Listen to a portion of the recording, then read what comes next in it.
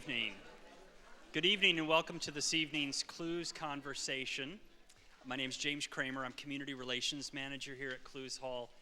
And it's a real pleasure. We're starting a new half century and a new program in our offerings here with our Clowes Conversations. This is our 50th anniversary celebration year.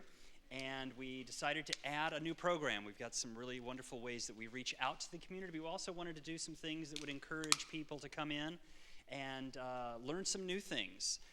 So we decided that a Clowes Conversation would be a good way to wrap around a lot of things. And at your place settings here, you've got a brochure that's for the year of a variety of different shows. We've got our Clowes Presents shows. We've got our Clowes Off Center shows. Our Art at Clowes shows, of which Samuel's work is upstairs, and part of that, as well as Slavic's work upstairs. And then, of course, the Clowes Mosaic for our 50th anniversary. That's gracing the south wall. We've got a variety of things that go on here. And then, of course, the Clowes Conversations. And you'll see that there are other conversations of various types, and encourage you to tell others, bring them back with you, and just make sure that the word gets out and about that we've got a lot of things going on here. And just a lot of ways to engage. One of the natures of the Clowes Conversations is to relate them to other events. Of course, tonight's relates to Samuel's exhibition upstairs. The next one we have will be about the art of composition with Bela Fleck and Brooklyn Ryder here. Our own professor here, Frank Felice, Butler University, professor of composition, will be conducting that, moderating that. And that will be relating to the next night's Bela Fleck and Brooklyn Ryder concert. So you'll see that there are a variety of ways that the conversations help us, give us an opportunity to engage with the artist or the art form in a different way than just the performance. So we think there's a lot more to learn and to just to appreciate about the art forms than just the concert. For those that would like to do that, we're trying to provide that opportunity. Now, I want to say that tonight we are filming so that in a few days we'll be able to have this up on our website. So those of you that would like to review that, share what you did tonight with others, or those that unfortunately aren't able to be here tonight can go to our website and then view the conversation. So if anybody has a problem with being filmed, we do have some out of the way. Those are those back rows on the sides if you want to move back there. Otherwise, you might be on the camera, or at least the back of you, because the cameras are in the back of the room. And then likewise, we do have some index cards and pencils here on your tables. So if you have any questions that you'd like to ask of Samuel, I'll be collecting those at the end of his presentation, and then come up here and ask him some of those questions. And then we'll also have an opportunity for those, if you didn't want to write it down or you think of something in the process, you can come over here to the microphone. We do just ask that you use that so we can all hear what your question is, and we can also capture that for the film. So we encourage you, and I'll remind you later again, just to come over if you're going to. You use the microphone if you've got anything. We won't be passing it around, just to ask you to come over here and use that. A couple other things before I turn this over is to make some acknowledgments, because we do have a lot of funding support that makes it possible for us to have this kind of a free conversation, as well as some of the very affordable performances.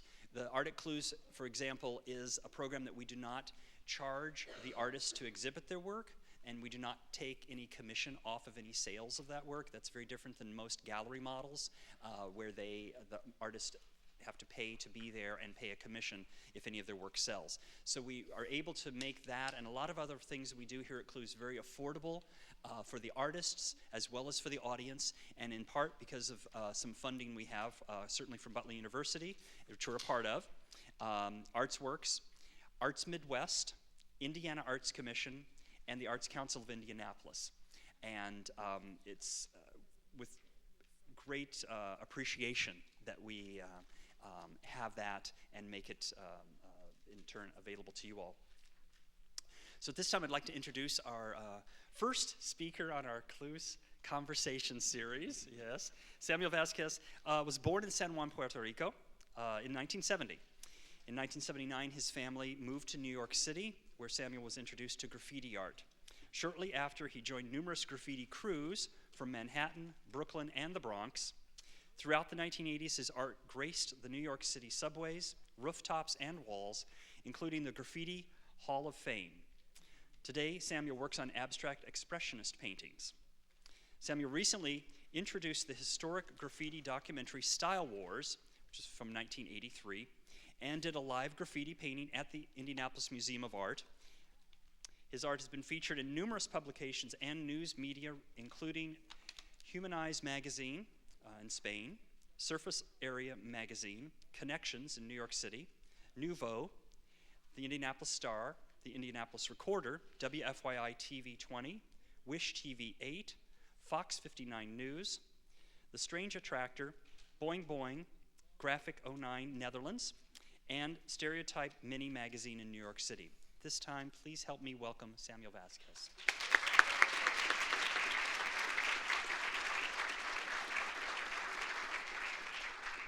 Thank you. Can everyone hear me? Well, before I start my presentation, I want to show you a chart of where graffiti art is located. We're not going to go through all that, but it's being spoken in all these circles as far as street art, outsider art, neo-expressionism. But I'm just going to cover on graffiti and especially the elementary element of tagging. And that's where I will have my presentation. So first we have to define what's art. Because once we define what's art, then we are able to see how tagging and graffiti falls in the context of art. So what is art? Art is generally defined as a diverse range of human activities and the products of those activities, one of them being visual arts, which includes the creation of images or objects in fields including painting, sculpture, printmaking, photography, and other visual media. So when I see the word activities, to me, art is a physical activity. And that's how I define art, as a physical manifestation or expression. In Merriam-Webster Dictionary defines art as skill acquired by experience, study, or observation, or an occupation requiring knowledge, skill. So with that in mind, keep it as we go along, and I'm going to show examples of how that graffiti fits in those areas. What is a tag? I know nowadays with Facebook, you say, hey, tag my photo and this and that. So it's a very popular word, tag. This is what the general definition of a tag. A tag in the context of graffiti writing is a highly stylized personal written identifier depicting a name or nickname. So keep that in mind. Tagging being the act of applying a tag on any available surface. And Merriam-Webster Dictionary defines it as, always got to go back to the sources, a descriptive or identifying epithet. I was like, what is an epithet? So I looked it up, and it says it's a characterizing word or phrase accompanying or occurring in place of the name or name of a person or thing. A tag is also defined as a brief quotation used for rhetorical emphasis or sententious effect. Rhetoric is the art of speaking or writing effectively, as the study of principles and rules of composition formulated by critics of ancient times. That sounds very heady. Or simply the study of writing or speaking as a means of communication or persuasion. This may sound a bit complex, but we can simply state that a tag is the result of a studied and applied skill to effectively communicate a human activity or behavior. Now that we have established the definition of what art is and what a tag is, we got to look at the art of tagging. But before we get there, we have to go back, way back in time. Ancient era, and that's everything prehistoric. I try to find some date, and I'm like, 17 million years, 17,000 years. So I just put ancient era there. In the first, I'm going to cover 3 different prehistoric, what I kind of call them pre-industrial eras. And the first one of those is going to be Paleolithic. How many of you have heard that word? And the most well-known Paleolithic paintings or images from that era are found in the Lascaux caves in southwestern France. So we're going to look at that. And these cave paintings contain roughly 2,000 figures and are estimated to be over 20,000 years old. 20, 40, 50, 60. The paintings are mainly of animals, human figures, and abstract signs as seen in some of these photographs. And I only selected a few just so you can have an idea. And you can tell that even, it kind of shows how simple, in a sense, life was back then where all you're drawing is animals. So you look out your window, well, they probably didn't have windows, but cave holes. And so animals. So, you know, what you see, what your life is about, what you experience, what your life experience is what you are expressing and documenting.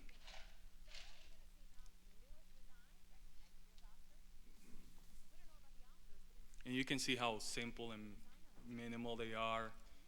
Even the use of color is very muted. Again, going back to nature.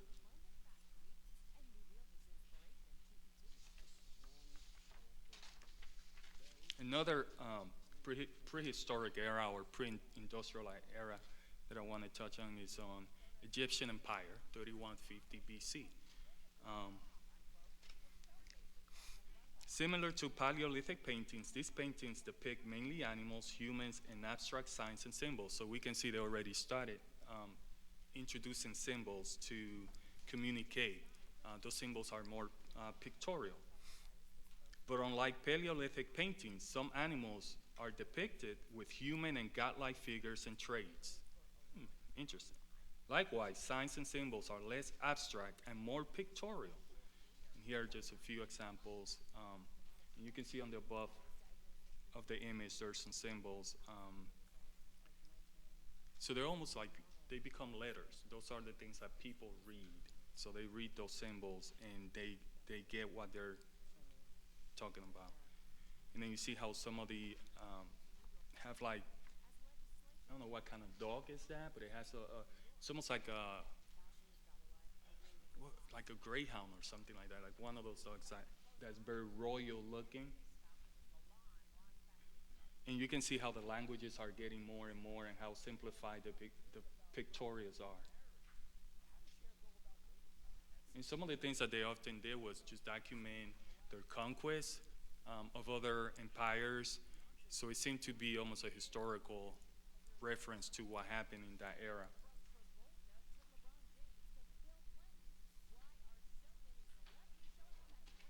But also one thing I see with these they're very flat. Knowing where we are in the context of 3D, you can see even though they're trying to find some kind of direction or depth of field, they're still very, very simple and flat. Also, one interesting thing that I saw about this image is how the wings under the figure there in the middle, how they're taking those traits of animals, birds, flying. So it shows how the imagination is just going. The third prehistoric era that I want to cover is Mayan civilization, which is 250 through 90 AD. The Maya is a Mesoamerican civilization noted for the only known fully developed written language. You see how the languages are being more and more defined, of the pre-Columbian Americas, as well as for its art, architecture, and mathematical and astronomical systems. The Maya civilization shares many features with other Mesoamerican civilizations due to the high degree of interaction. So here's a key word, interaction, which is really key to when we get to the graffiti part of it and how that fits. And cultural diffusion that characterize the region. Advances such as writing, epigraphy, and the calendar did not originate with the Maya. However, their civilization fully developed them.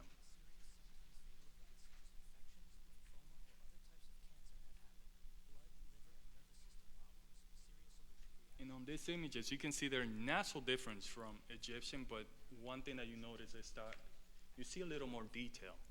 The figures are not appearing as flatter as the Egyptian. Also the use of color, which is something that with their culture, that's part of it, and they're reflecting that in their paintings.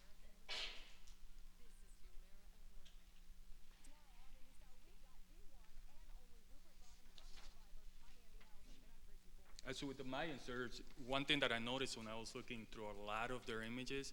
They seem to be very barbaric and conquering, and they have that very. There's one that's called like something about war and sacrifice, and you see all these things that are happening there. And oftentimes they document, again, like the Egyptian, their conquest, but also their power structure, their vast wealth.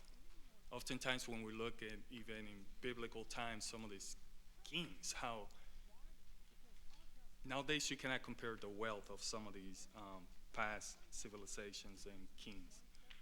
Their value systems, rituals, you see that over and over in a lot of these images, whether it's religious beliefs, cultural experiences, and oftentimes self-glorification, and again, having that godlike figure.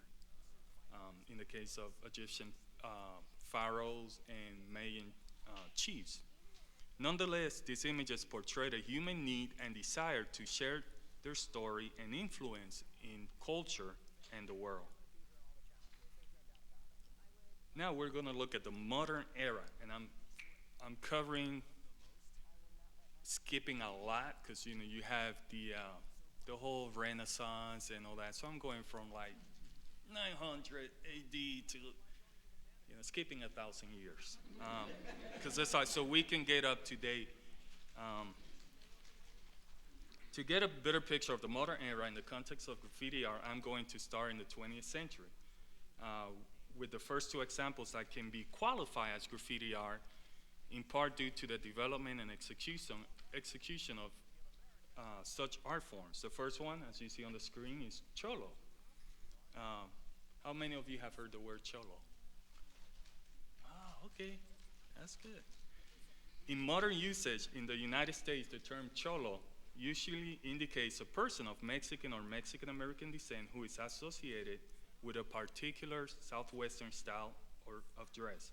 Cholo art can be traced to the beginnings of Mexican American pachucos, and if you see that photo in the bottom, those are pachucos.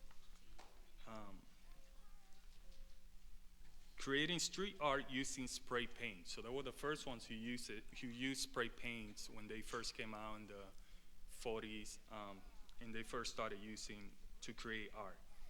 The style underwent an evolution of style from Old English to present style and was used to create roll calls of gang members and delineating neighborhoods. Current propagators of the Cholo style are artist Chas Borges. He's really big, and I'll show you some examples. And tattoo artist Mr. Cartoon. His name is Mark Machado. The use of Old English lettering is noteworthy because within Mexican American culture, this lettering style is afforded a measure of authority and credibility. And you can even see how they're dressing, and also the zoot follow that in the 40s. But if you look at his pants and the pants from the Pachucos, you can tell that there's a connection there. And here are a few other examples of Cholo art, and you can see that already. Some of it feels like the Egyptian and Mayan calligraphy and letter forms and things like that, but there's actual letters there, like you can read. On top it says Coal Cities, Mexican, and then says Virgin Life, Zuri, Happy. So you can read these. They could be a little abstract, but they're readable. And they've created this style. And here, that is Chas Borges, and he created that's very famed, almost street when you look at stencil of the skull with the hat. And that's become a symbol of Cholo art. And then this is a more recent artist by the name of Retna, and he has adopted some of the kind of like Egyptian hieroglyphics and Cholo art, and especially when you can see the letters, how there's 3 lines and then you have that cross out. If you look at his work, he has those similar things. Whether that means something in their culture, it's interesting how they are reappropriating and using that as a form of, and he actually writes. There's words there, which is really interesting. And then that's Mr. Cartoon. He's a tattoo artist, and he has worked with a lot of artists, but you can see how tattoo and cholo art goes together. Now the other one that I want to talk about, coming up a little more closer, who's seen Kilroy? Where's Kilroy? So Kilroy, we cannot talk about graffiti without talking about Kilroy. And the reasons why was he was so prolific. There were millions of Kilroy. Well, Kilroy was here in an American popular culture expression that became popular during World War II. It is typically seen in graffiti. Its origins are debated, but the phrase and the distinctive accompanying doodle, a bald-headed man with a prominent nose peeking over a wall with the fingers of each hand clutching the wall, became associated with GIs in the 1940s. And it is said that the ones who spread Kilroy around were GIs coming back home from the war. Not one person wrote Kilroy was here, but in fact citizens adopted the expression and helped spread its presence. The major Kilroy graffiti fad ended in the 1950s, but today people all over the world still scribble the character and Kilroy was here in schools, trains, and other similar public areas. And here are a few examples, and some people take liberty and they draw their own. And this is I like this one. This is really cool. Also, I had to put that one there. He went all out, or she went all out, creating this. Now, modern graffiti. Modern graffiti is said to start around the mid-60s, and when we talk about graffiti, it's the expression that we know graffiti to be now. And it was started around the mid-60s by a Philadelphia writer by the name Cornbread. So it was not in New York, it was first documented in Philadelphia. And he's considered the father of modern graffiti. And that's him there. Between 1968 and 1971, the actual dates are disputed among writers.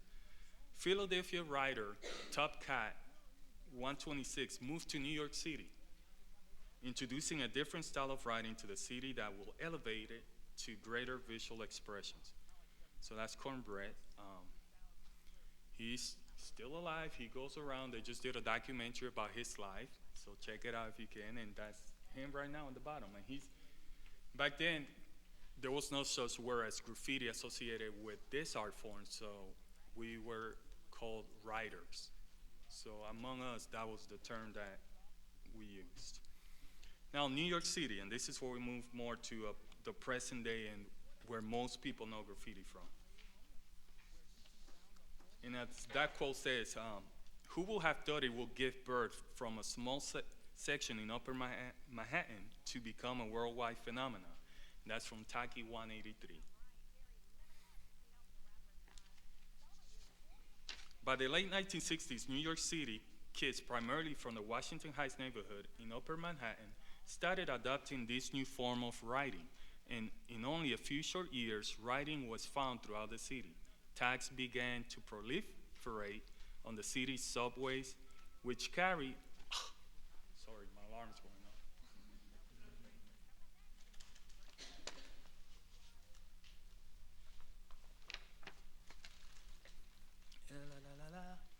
Tags, which carried their names from one end of the city to the other, giving the writers' tags increased visibility and notoriety among other writers and the public alike.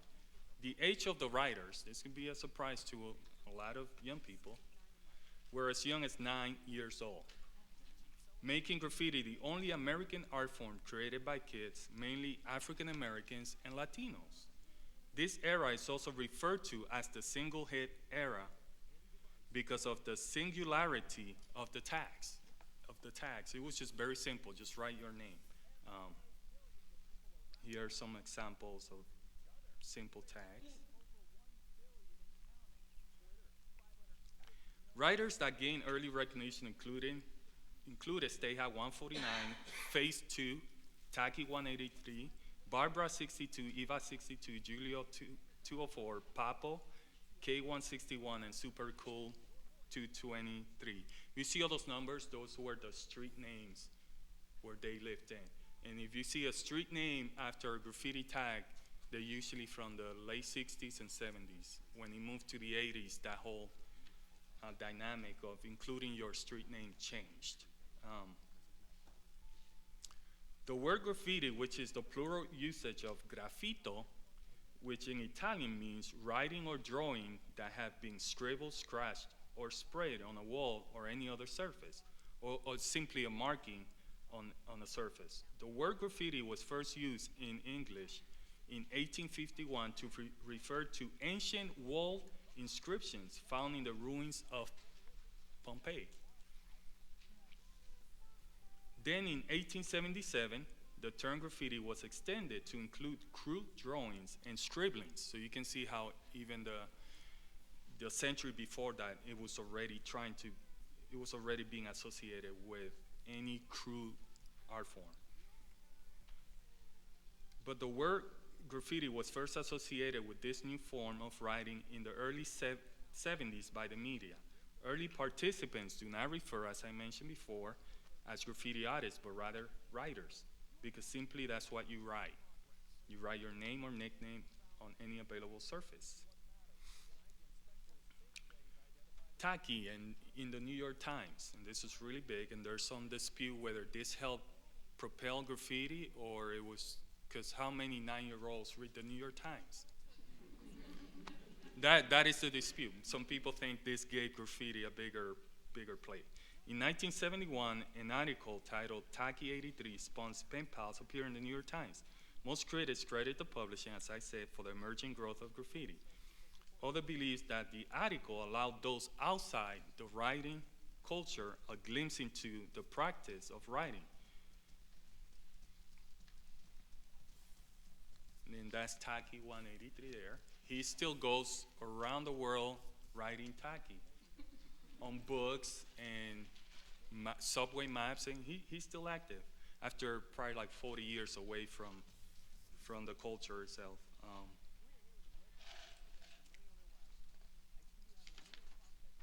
Another example of early documentation came in the form of the book The Faith of Graffiti, written by Norman Mailer and John Nahr in 1974. And some things, when I look at this photo, it's interesting how you see the single hits, it's just like the name, and then the star 3. See how big it got, and all of a sudden it has a black outline with the white. So that was the next transition of the tag. It's still a tag. It never went away. It just evolved to a different form.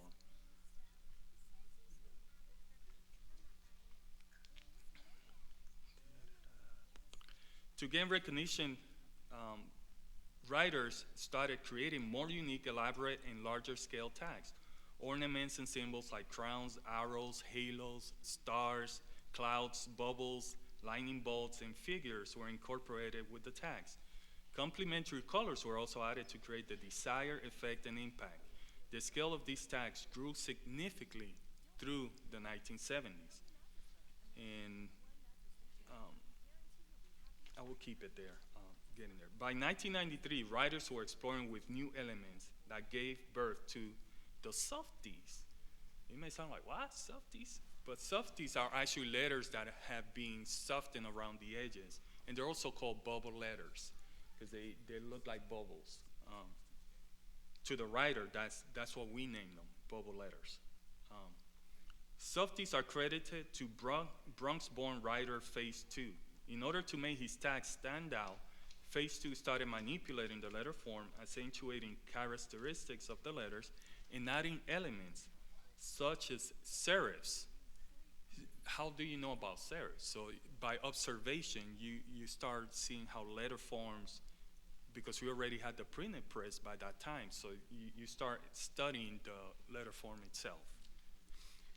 And swirls. Phase 2 is also credited with the creation of the heart letter form, commonly used by writers up to this day. Many writers use, like if they have a letter A or eye, they will do like a heart. And it's really interesting, and it's a motif, but sometimes it's hard to read the graffiti when it has that motif there.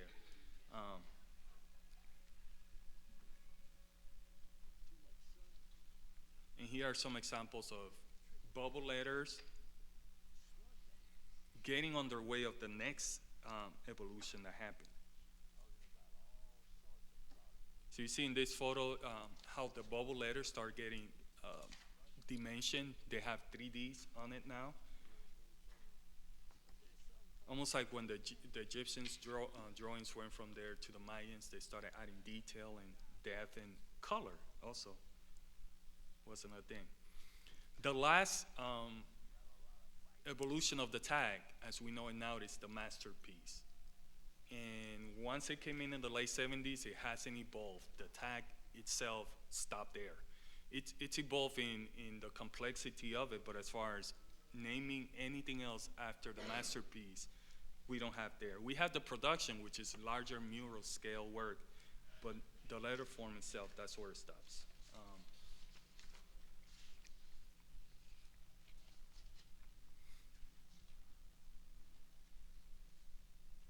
By the mid-70s, a competition to create more elaborate letter forms spawned greater exploration of the letter form itself. Many critics believe this time period to be the defining statement for graffiti's campaign to be viewed and considered an art form. Some writers of this era also started referring to themselves as graffiti artists. So it's interesting how I used to be a writer, now I'm an artist. But then again, if you spend so much time, that skill and dedication. Other letter forms that developed during this time were block letters and silver letters. There was an example here. The one at the bottom, super cool, that's considered a block letter because it occupies a square or a rectangle.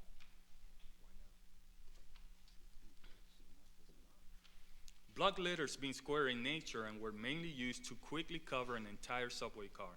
It was also used to completely go over another writer's name without visible trace of the graffiti underneath. I will cover later, there are ethics and rules in graffiti. If I do something on the train and somebody goes over it, and if I still can see a trace of my work showing, there's beef. Because in a sense, it's like, dude, people think you have something out for me because you let part of my tag show. Now, if you cover it, we're good. If I don't see it, that's fine. Those are some of the rules and ethics of graffiti. Silver letters are just that, simply letter forms using silver color for the filling. Like what's white there will be silver, and what's red will be red or any other color as the outline. And that's when we move to the masterpiece, and I'll explain a little bit more about that. By the mid to late 70s, the increasing addition of elements, colors, and letter exploration gave birth to the term masterpiece, or piece for short. This term was in line with the new belief of graffiti being viewed again as an art form, but more abstract and complex. During this time, the letter form became extremely abstract for two reasons. Mainly competition, and second, during the mid-70s is when we have in the history of New York the first graffiti buff of the New York City subway system, and also cracking down on graffiti writers. So writers started camouflaging their work so that the cops will not read who it is. Other writers who are aware of it can see it. So that's how that masterpiece and burner, and it eventually became known as wild style because it was so wild. It's only writers can read it, and sometimes other writers cannot even read what was there.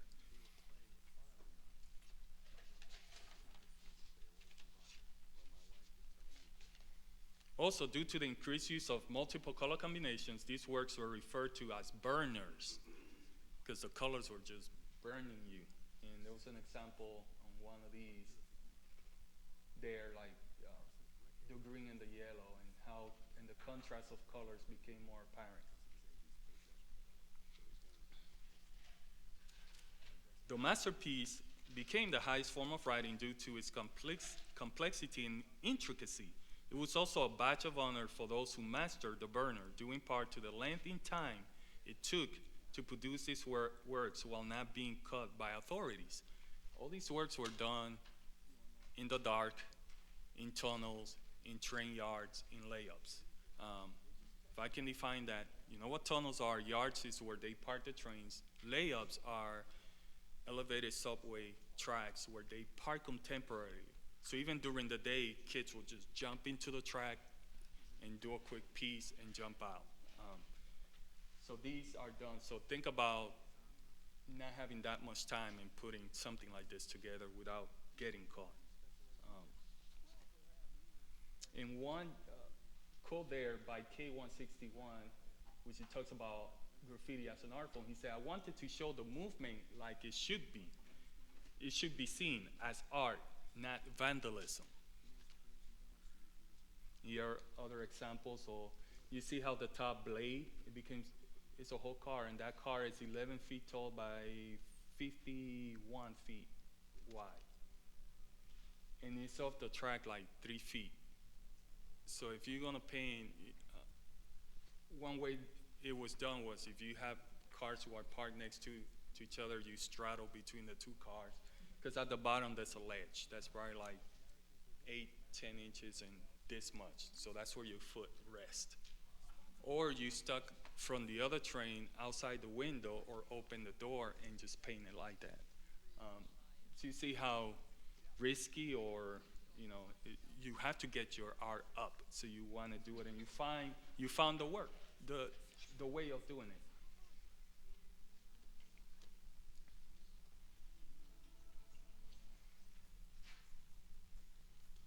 The tag evolved from a single mark to an array of visual forms. And while the tag is the first expression of this art form, it remains the key element throughout graffiti's evolution as writers use the tag to sign their works. So even though the tag, like I can take, for example, that's Kel first. He wrote just single hit, Kel first.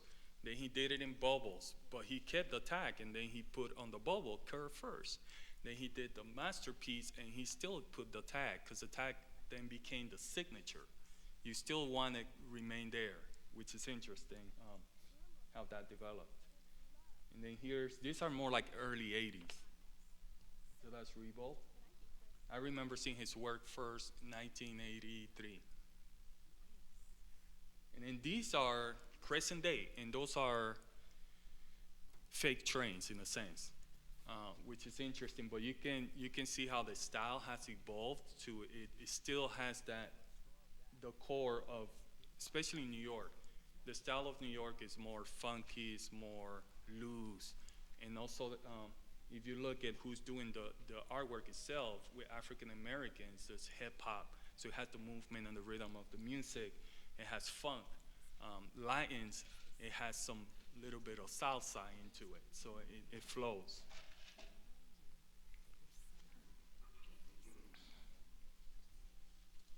Now that I have given you a brief history of the evolution of the tag from its infancy to its flourishing stages, here's why tagging is an art form. So you see, this is how the trains ended up by the early 80s. They were completely clean, but as with anything, it just evolves, and other generations, by this time, it was end of the third, beginning of the fourth generation of writers in only 10 years. So you can see how crowded it can be. This is a quote from Peanut to, if you've seen the opening credits or the closing credits to Welcome Back, Kotter, and there's a train pulling by, that's Peanut. And after that came out, he was just like, woo, I'm on top of the world. And sadly, he died last year or earlier this year, but he was very instrumental in developing styles. He was partnered with Phase 2. They both had the letter P, so oftentimes you did that. You partner with someone that has similar letters, and you can exchange how to create those letters.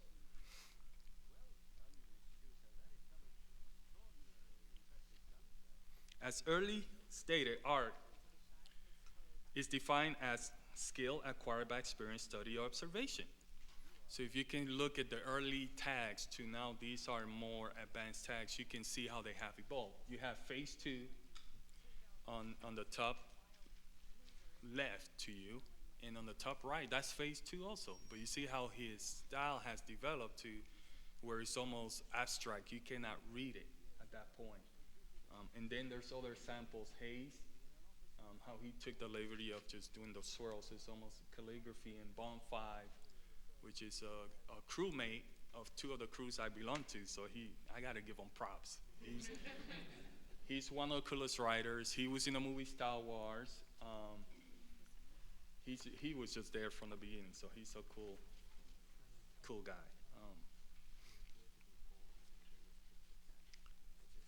And now let's take a closer look at the tag and the art of tagging, which is the focus of the conversation. And again, what was the tag? A highly stylized and personal written identifier depicting a name or nickname. Writers develop their signature or tag to suit their personality and achieve a level of originality, with the end goal being recognition and respect from other writers. So first and foremost, the outside world, we didn't care about the outside world. It was a very close, tight, and those are the people you were with. Like whatever circle you run in, it's like, okay, so look at what I did. Look how I'm developing my tag. Look at the bubbles letters I'm creating. So it was a very tight-knit community. The main source of inspiration came from other writers, either by direct contact or by seeing other writers' tags on the city's walls. But lasting and profound inspiration was found in the personal connections writers found in each other, whether it be interests or demographics. Oftentimes there were writing buddies lived in the same building as you did. For example, New York City's 5 boroughs, which are Manhattan, the Bronx, Brooklyn, Queens, and Staten Island, had a different style from each other. As writing spread throughout the city, these stylistic marks started to merge, creating new styles. So all of a sudden you have Brooklyn Bronx, and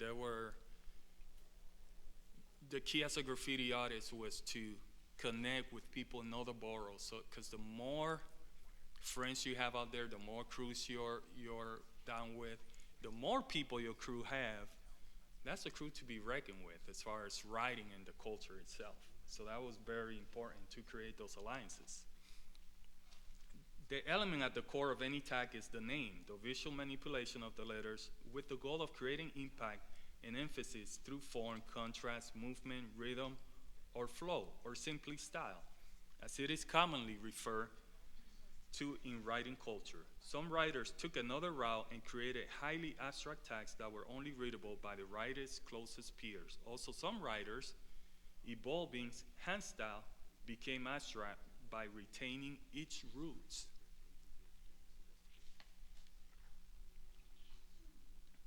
And here's an example of how calligraphy falls into writing, which is it's something that graffiti artists study, calligraphy. And I'm gonna show you some very simple, quick videos. They're like 30 seconds. These are so cool, I like these. See if I can still play them. This guy's a genius.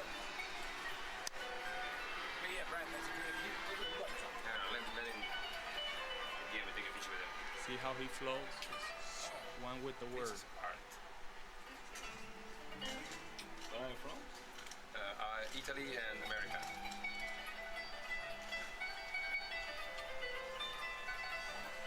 So notice how he holds the marker and how he switches the marker, so that takes skill.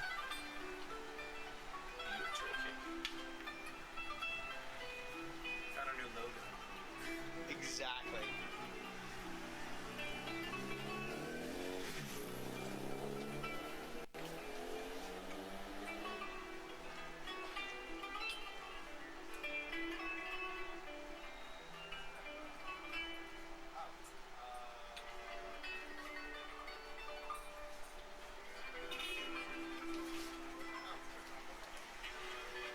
Just because. Ah, bellissimo. That is. Graffito! was one of the videos, and then here's a short video of a graffiti writer.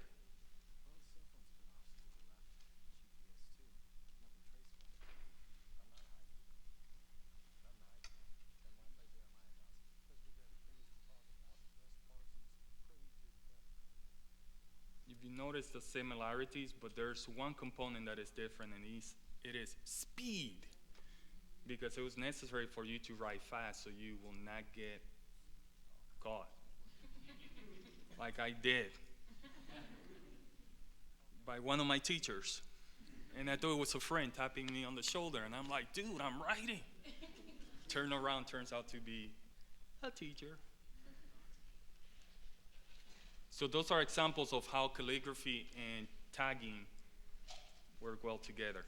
And here are examples of, on your right, you'll see more graffiti, calligraphy getting together. There's a new term called calligraffiti, which is really interesting, and there's a show in New York right now, so look it up if you want to know more about that.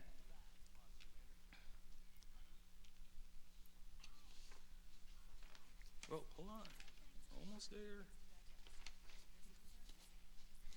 Tools of the trade. In the ancient era and pre-industrial revolution times, the main tool for painting was the brush. The brush was not an ideal tool for graffiti writers. This new art form needed to be done fast, and the writing and art must dry fast. So imagine painting something, oh, dude, it's just, I cannot put the other color, it's still. So those were the challenges of graffiti artists. And most important, it must be resistant to the outdoor elements such as rain, sun, cold, heat, humidity, etc. With the creation of magic markers, having a sort of paint in a container with an immediate applicator, which is the nib, the marker became the primary tool of writing for graffiti writers. As the tag continued evolving, yet another tool that will cover larger areas in the least amount of time was in need. That is where the spray paint's usability fit the writer's goals. These young writers didn't have the economic means to purchase markers and spray paint, so in turn, they either stole it, or created their own. As you can see in the markers over here, at the bottom left, those are homemade markers. And actually, I have one in my bag, but I don't have time to show you. I'm making a few homemade markers. They're interesting. And you get any container, like deodorant container, you take all the contents out, and then it's online. You can follow and make your own markers. You can mix your inks, and the nibs can be different, thickness, and it could be round, it could be flat. So those are things that made it very, you create your own tools if you don't have them. So that was another form of being creative. In the case of the spray paint, it was not ideal to create your own spray paints. So, we didn't make spray paints. They're dangerous. But writers did manage to outfit spray paints with other nozzles. So if you, all of a sudden you say, I gotta paint faster. So you go like easy oven cap, you put it on a spray paint, you're gonna get a spot this big. So that's how you can now paint an entire subway car. So you outfitted other caps to the spray paint caps, and also skinny caps for thinner lines. So you can see now how detail became involved in the art form itself. So now I'm thinking about and considering those things. And till nowadays, fat caps, they're, usually they're called NYC skinnies or NYC fat, based on what 10, 11, 12-year-old kids were thinking about and created, and appropriated the use of it. Now, why all this happened, which is really interesting. Oftentimes we see something, but we don't know why it happened or why in this place. So I'm gonna look briefly at the socioeconomic and political conditions of New York at the time, and how the art form went from being a cultural phenomenon to a powerful global movement. In the 1970s, New York City was on the verge of bankruptcy due to the U.S. economic stagnation. This decade 1970s is regarded by some as New York's lowest point in its history. The city had become notorious the world over for high rates of crime and other social disorders. The financial crisis, high crime rates, and damage from the blackout of 1977, that was a big one, led to a widespread belief that New York City was in irreversible decline. By the end of the 70s, nearly 1 million people had left since the 50s. Think about that. Imagine 1 million people living in Indianapolis in the next 20 years. If no one comes in, then there's a big void.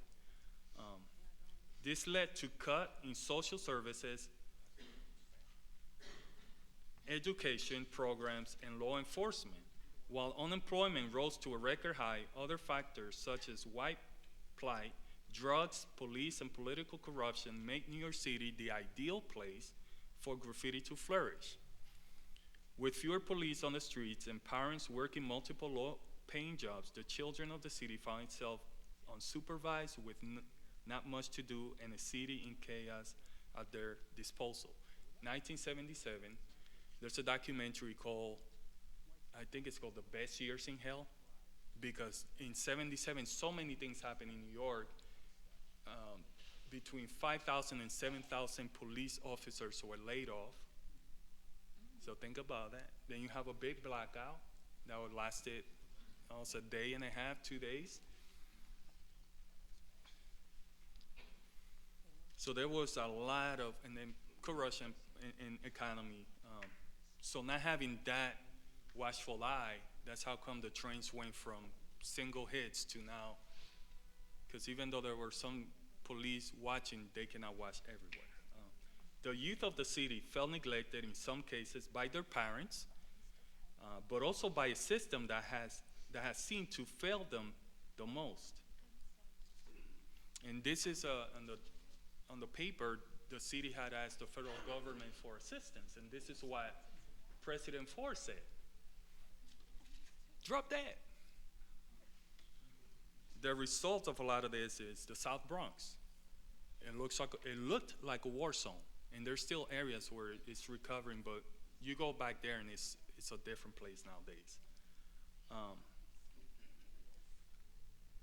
And that's what happened in the South Bronx with people leaving the city, businesses leaving the city. You have people unemployed that used to work at those businesses. I cannot pay my apartment. Now I have to work other jobs. I cannot, since I'm not paying the rent, my landlord is like, I have a full building of people not paying rent. So the landlord will hire gang members to torch their buildings for insurance money. And that's why the Bronx looked like this. But this can all be traced to World War II, which that's another story. Maybe we can do something on that end sometime soon. So these are a few photos of what the South Bronx looked like. And it was the entire neighborhood. And there's an expression called the Bronx is burning, which is, when you hear that, it's referring to this. In conclusion, I'm closing. Yay. Graffiti writing became the voice of the youth, giving its participants a personal and collective sense of worth, elevating otherwise broken dreams and silent words to a highly visible platform, the subway train, for the world to see our name and know we are somebody, to know we are here. Thank you.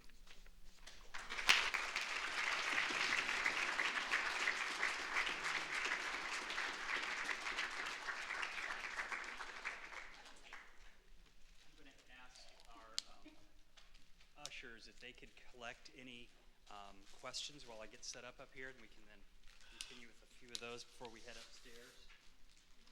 We are going to have a chance to go upstairs and actually do some tagging of the work that you may have seen up in the lobby.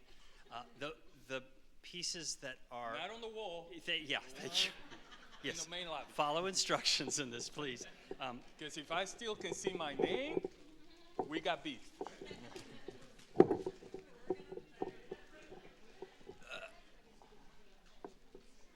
So if anybody has any questions, just put them on those index cards and we'll get them up We'll do here it and for, have yeah, 5 time for a minutes. few of those questions.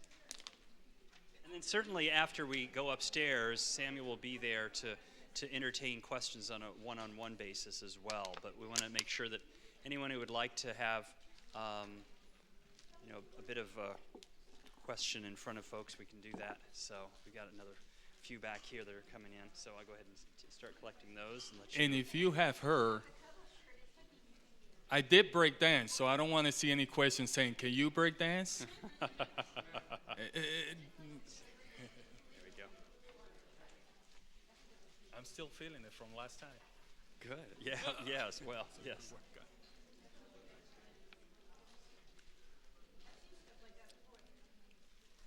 Well, we'll get to as many questions as we can here while we're still collecting. I'm going to go ahead and start. Is tagging still illegal?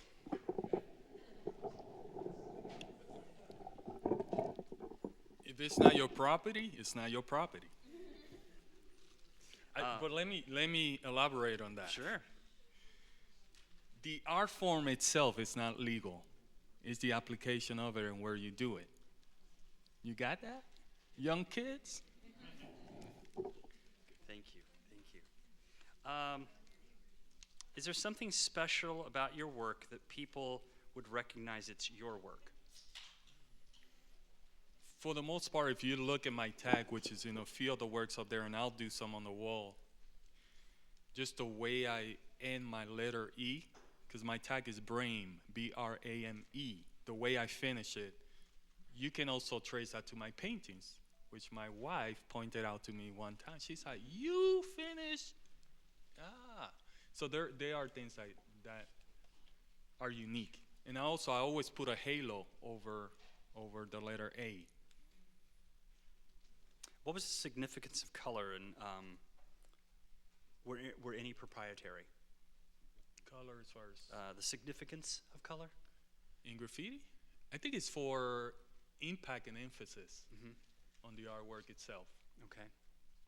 And I'm guessing here, were any proprietary, was that be maybe, we saw some images of Sarge and Beetle Bailey and some other characters. You've shown me some Oh, things in of that sense. various There- iconic characters that sometimes get out there. How do those, Something in the inspiration, which up to date, you see a lot of graffiti artists, when they do murals, they will reappropriate, like, there was one card done, there was Mickey Mouse and Fantasia, it was really beautiful, but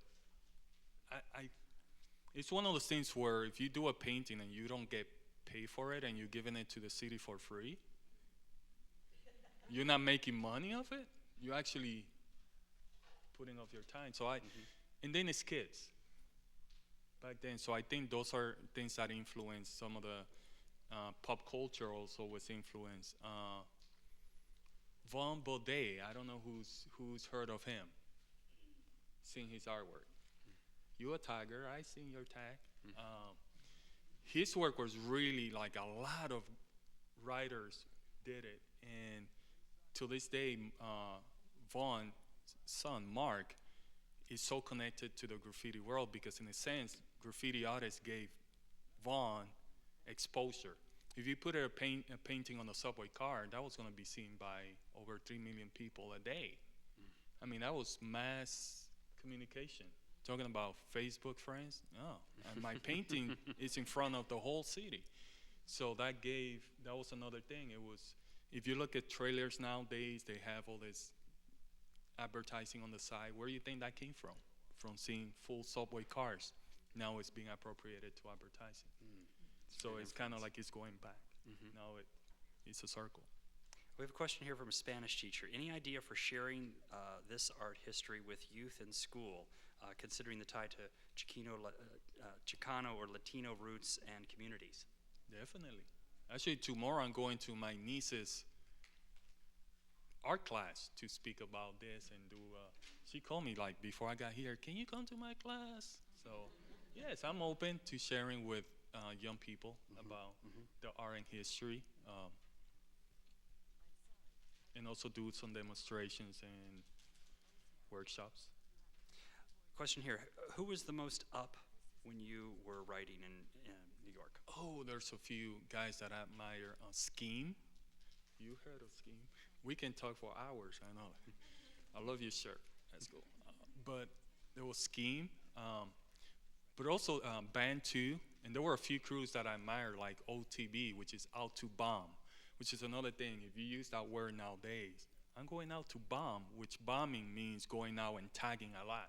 If you use it now, you can get in trouble, especially if you're riding a subway car and you're saying, let's go out to bomb. So those are things, but Out to Bomb, OTV was a big crew. TC5, the Cool Five, which two of the members were here last weekend at Subsurface, which is really cool. So those were and then there was like RTW and a whole bunch of crews, but mainly from the Bronx and Manhattan with a few from Brooklyn. It's a good question here. How do you price your art? How do I price it?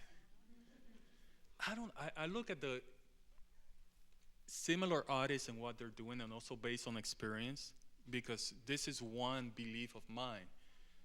People don't buy what you do, they buy why you do it. So they buy your motivation, your story. Why are you doing this? When they see that passion, that's what they connect. So that's how I base it. Mm-hmm. What does Brame mean? Brame? Brame mean. I later found out it's a last name, but when I picked it, I liked the way the letters sounded together. And there's kind of like a rule in graffiti that you don't want to have more than 5 letters because you want to write them fast. So I can write Brame in 2 seconds, and every letter falls into the other, and I can go, and that's it. I wrote it. And also, later on, I was like, aim. I'm aiming at something. Yeah, there's meaning in it. So I see it now as aiming at developing and keep developing. Did artists or writers ever tag another artist's name in order to fool the police to go after that artist? Not really, because, unless you practice a lot, and will you want to put that much time to try to get?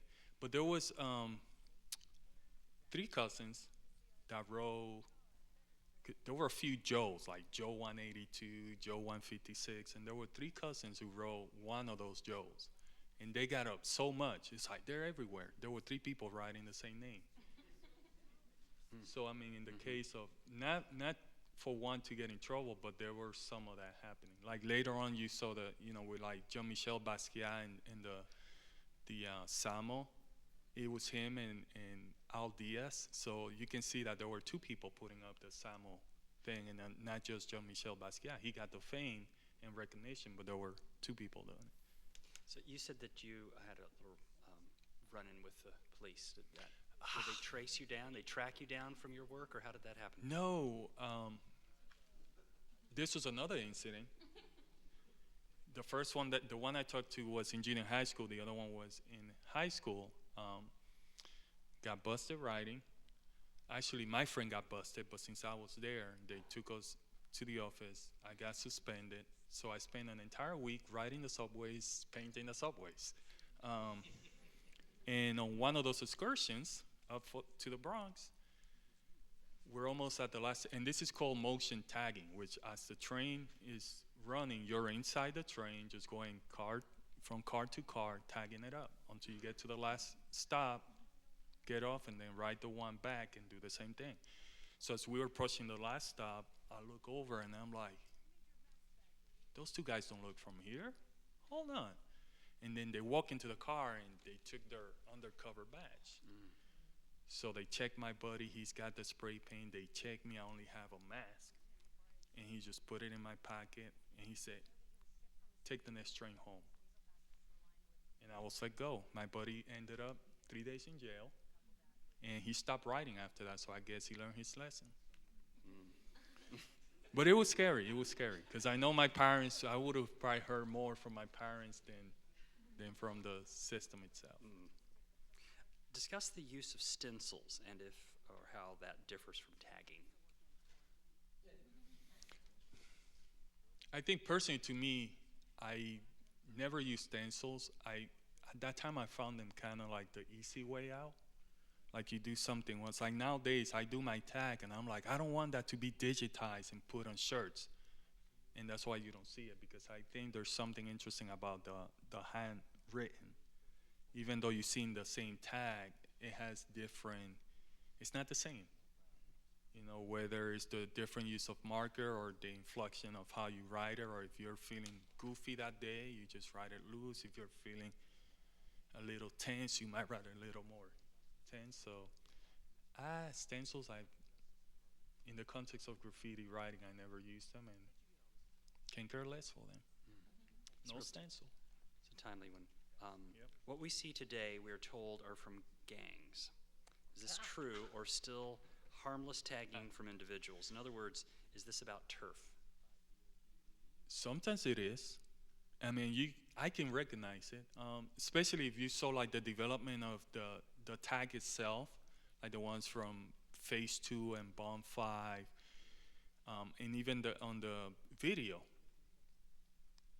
Gang tags don't look like that because they don't want to take the time to develop them because they're busy committing crimes, and so you can tell apart.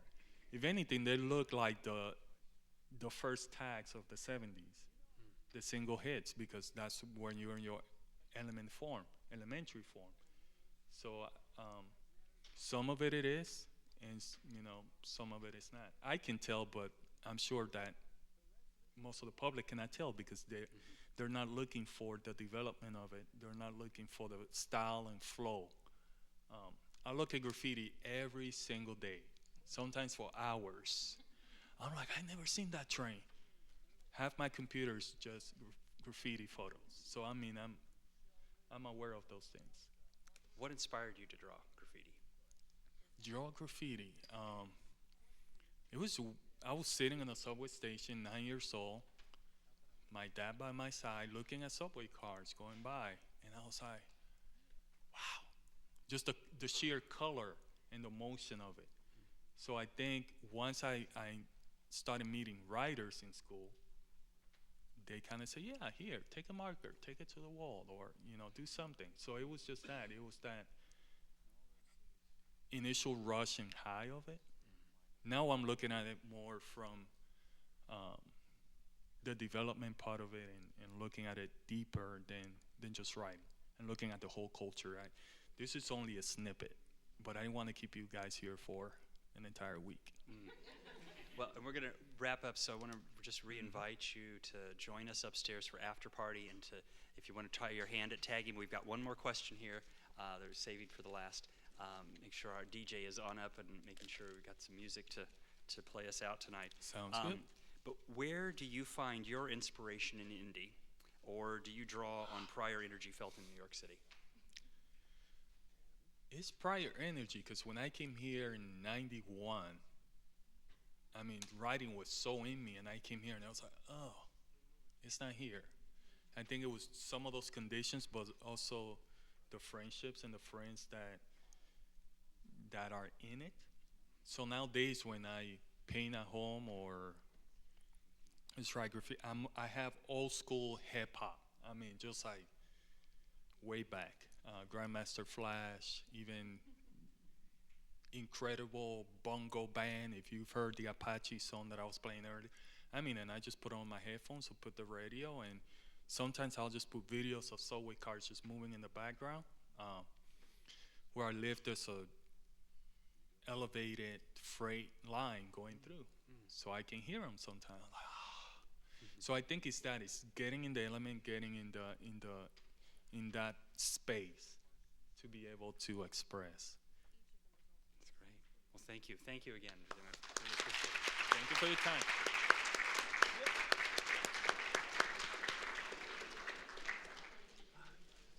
Grab some refreshments and come join us upstairs.